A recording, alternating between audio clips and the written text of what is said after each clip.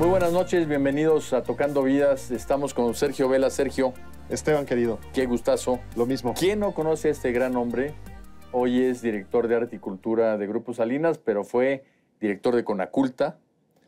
Del Cervantino. Del Festival Cervantino. De la Ópera de Bellas Artes. En fin, bueno, una vida dedicada, querido Esteban, a la promoción de la cultura, del arte en instituciones públicas y privadas, y también a una vida creativa como autor de puestas en escena, como intérprete de hechos teatrales. En fin. Y a quien le das clases de ópera sale verdaderamente cautivado. Dicen que eres un maestrazo. Bueno, yo digo que es la ópera la que seduce, no necesariamente yo. La ópera es el arca de Noé de la cultura occidental. Oye, pero originalmente estudiaste Derecho, ¿no? Diríamos que originalmente, aunque podría ser casi simultáneamente con la música y el teatro. Y es una tradición familiar. Mi abuelo fue jurista, hizo una carrera judicial comenzando como juez de paz y terminó como ministro de la Corte. Mi padre fue también abogado, académico y postulante. Y ahora mi hija mayor también está estudiando Derecho. Entonces, bueno, parece que es como un signo genético. A mí me encanta el Derecho como la reflexión de la sociedad, de su estructura. Y algo que me parece importantísimo es que el Derecho lo veamos como las reglas del juego y no como el obstáculo a vencer. Creo que ese es uno de los grandes problemas que tenemos en nuestra sociedad, no nada más en México, en la sociedad occidental, que vemos el derecho como una serie de obstáculos y no como nuestro lenguaje común para que haya una pertinente convivencia social. Oye, Sergio, y si las reglas del juego son el derecho, ¿qué es el arte? Bueno, me parece que el arte es una de las mejores embajadas del espíritu humano, es decir, la mejor carta de presentación. El arte, ante todo, es comunicación, es diálogo sobre el estado del ser humano, sobre su condición simultáneamente falible, frágil, caduca, y por otra parte, racional, trascendente, generosa, grande.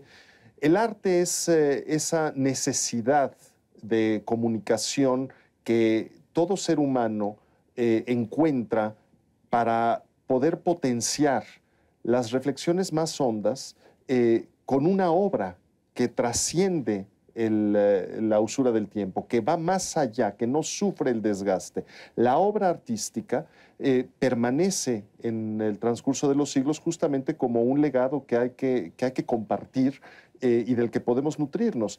En materia artística no hay una verdad revelada, ni hay tampoco una verdad que sustituya a otras. Es decir, una obra de arte del siglo XIII tiene tanta importancia como una del siglo XV o una del siglo XIX o una de nuestro tiempo. Cuando pensamos en materia de humanidades, de cultura y de arte, en realidad no podemos sustituir las verdades, sino que vamos acumulando la experiencia de la humanidad. Reflexionar en términos de nuestra propia condición esta dual que te digo, lo mismo todos los aspectos más nobles, propositivos y todo aquello que nos convierte en seres frágiles, efímeros, y tratando de vencer esa índole efímera, dejar un mensaje perdurable a las demás generaciones, ahí es donde entra el terreno de la obra de arte, y justamente la experiencia estética me parece que hace a los seres humanos más sensibles y posiblemente mejores.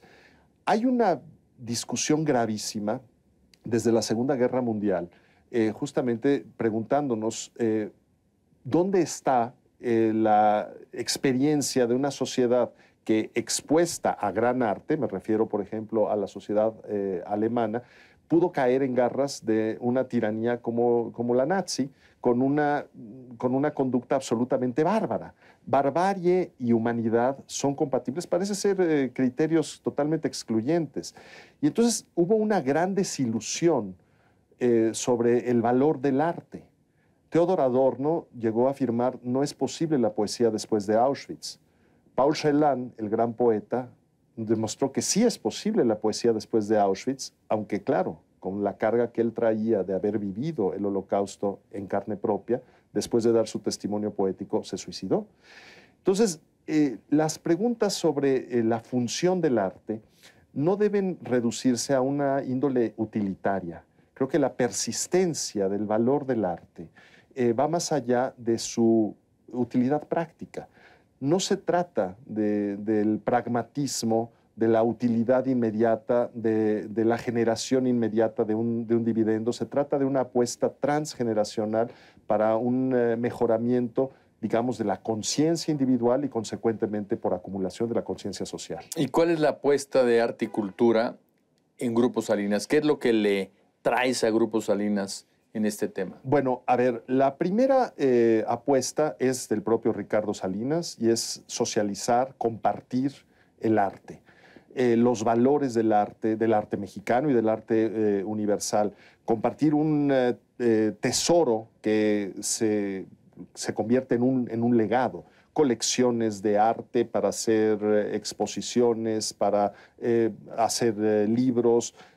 Lo mismo el programa de mecenazgo, de respaldo a iniciativas de jóvenes emprendedores, desarrollo cultural regional. Pero creo que algo que es importantísimo es que desde este grupo empresarial hacer una gestión artística resulta paradigmático y ejemplar, porque nuestro país durante décadas, casi diría siglos, se ha considerado que la tarea de la gestión artística compete al sector público. No quiere decir que el sector público no participe en ello, y me parece que es importantísimo que ciertas tareas las siga teniendo el sector público. La protección del patrimonio cultural, por ejemplo, pues concierne a todos, es una tarea del sector público. Pero es importantísimo que haya corresponsabilidad, coparticipación y desde el sector empresarial también asumir un liderazgo en la gestión y promoción de la cultura. Debemos pugnar también por una transformación en los modelos fiscales que permitan un mayor involucramiento de los individuos, sean personas en lo particular o sean corporaciones, entes de derecho privado, que estén participando en la gestión cultural, porque me parece que en este terreno haríamos muy mal en restar o dividir. Creo que se trata de sumar y, consecuentemente, de multiplicar. Esas son las operaciones que convienen a la materia cultural, porque, además, en los terrenos culturales podemos perfectamente disentir, pero civilizadamente, con concordia. No tenemos por qué suponer que todos vamos a pensar de la misma manera o vamos a asumir la misma tendencia estética. Se trata más bien de poder dialogar con todos los demás.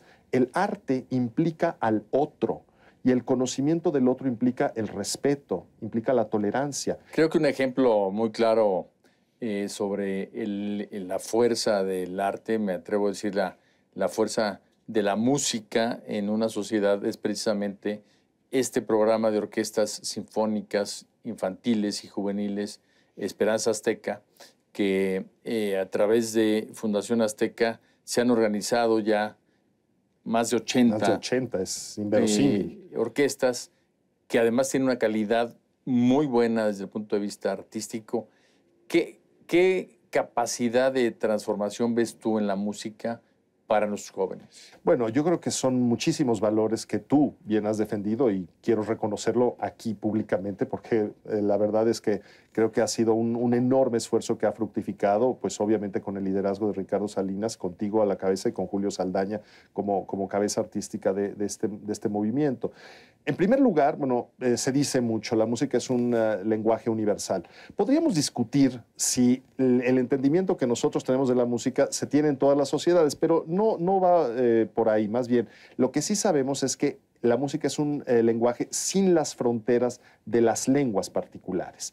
Y en ese sentido, la experiencia de actuar conjuntamente en algo que resulta tan polisémico, tan cargado de significados diversos, pero haciendo equipo, yo creo que es un aprendizaje extraordinario. Es decir, que jovencitos, en lugar de estar en una reyerta callejera, estén armonizándose. El solo hecho de ponerse a afinar los instrumentos, de tener el consenso sobre cuántas vibraciones significa la y cómo vamos a tener el consenso para tocar las mismas notas, para que la escala musical corresponda armoniosamente en cada instrumento. eso es ponerse de acuerdo.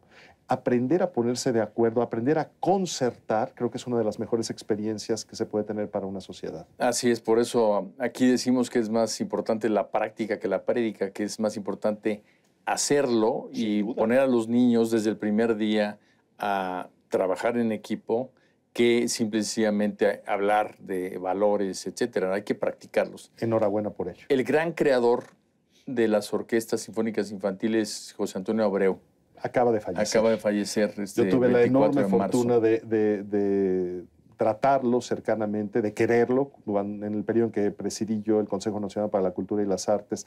Desde ahí justamente había un apoyo al Sistema Nacional de Orquestas y Coros.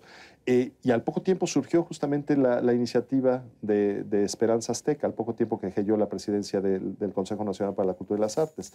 Y el maestro Abreu siempre tuvo un gran amor por México, también porque un ilustre mexicano, Carlos Chávez, fue uno de los impulsores y respaldos iniciales de ese sistema. De hecho, el primer director en dirigir una orquesta concebida por Abreu fue Carlos Chávez. Y luego hubo otro gran mexicano, que fue Eduardo Mata, que hizo también una gran apuesta a la Orquesta Simón Bolívar. Y a lo largo de mi vida, pues he tenido afortunado trato y amistad. Por ejemplo, lo tuve con Giuseppe Sinopoli, que quedó impactado de lo que se hizo en Venezuela. Y yo estoy seguro que de haber continuado con vida, porque Sinopoli falleció trágicamente a los 54 años de edad, lo tendríamos en Esperanza Azteca como invitado frecuente. Sin duda. Pero bueno, creo que es algo ejemplar. Yo sí tengo un respeto y un cariño enorme por la memoria del maestro José Antonio Abreu, y creo que todos le debemos muchísimo por esa iniciativa ejemplar que ha dejado huella y que hemos podido continuar con una iniciativa como la que tú has encabezado. Así es, Sergio. De hecho, él fue nuestra inspiración. Fuimos a verlo para iniciar este proyecto y sin duda, pues vamos a terminar esta entrevista con su recuerdo, con su memoria. Descanse en paz. Con su agradecimiento, porque lo que hizo es algo que nunca va a morir. Creo que lo que José Antonio Abreu sembró es algo que va a prevalecer por siempre. Sin duda. Sergio. Querido Esteban. Muy buenas noches. Un placer, gracias. Y a ustedes, muy buenas noches. Nos vemos el próximo sábado.